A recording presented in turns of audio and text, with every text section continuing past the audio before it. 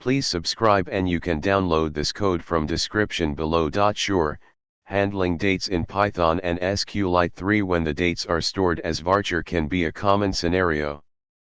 Here's a step-by-step tutorial on how to handle this situation. Make sure you have SQLite3 installed.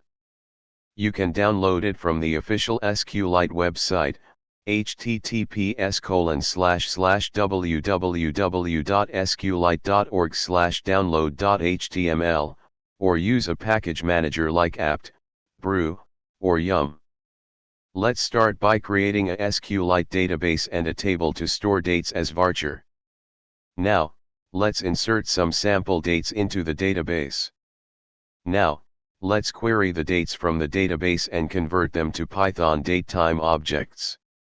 In this example, we use the strptime method from the datetime module to convert the varchar date to a Python datetime object.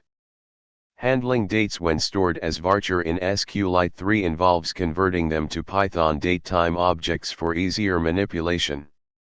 The strptime method is useful for parsing varchar dates into datetime objects, and this can be especially handy when working with date-related operations in your Python applications.